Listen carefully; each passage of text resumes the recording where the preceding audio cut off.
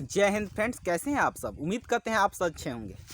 Friends, बहुत सारे हमारे सब्सक्राइबर कम हो चुके हैं, हमारे 14 सब्सक्राइबर घट चुके हैं। आप लोगों को सब्सक्राइब करके भी अनसब्सक्राइब कर दे रहे हैं। आप लोगों को सपोर्ट करना चाहिए हमें, तो आप लोग अनसब्सक्राइब कर हमें अनसपोर्ट कर रहे हैं। प्लीज़ आपसे निवेदन है कि आप हमें सपोर्ट कीजिए और वीडियो को पूरा देखिए।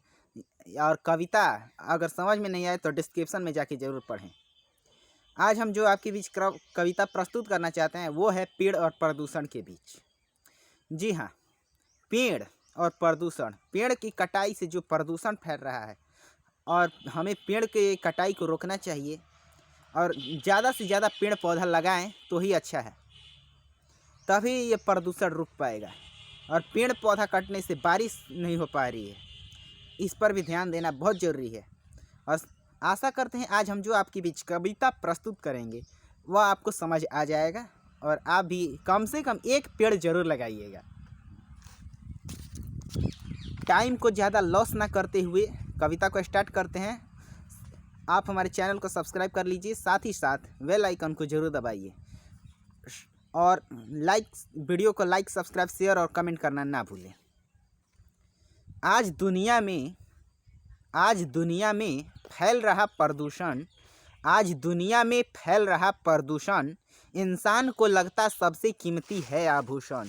आज दुनिया में फैल रहा प्रदूषण इंसान को लगता सबसे कीमती है आभूषण।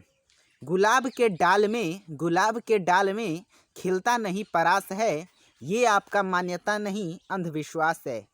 गुलाब के डाल में खिलता नहीं परास है, ये आपका मान्यता नहीं अंधविश्वास है। जंगलों को नष्ट करना बंद कराएं, आओ बच्चों हम पेड़ लगाएं। जंगलों को नष्ट करना बंद कराएं, आओ बच्चों हम पेड़ लगाएं। पेड़ तले कचरा ना रहे, ये बात अपने दोस्तों को कहें और खुद भी ये नियम अपनाएं। आओ बच्चों हम पेड़ लगाएं। रोज सुबह उसमें डाले पानी, पौधा बदलेगी आपके जीवन की कहानी।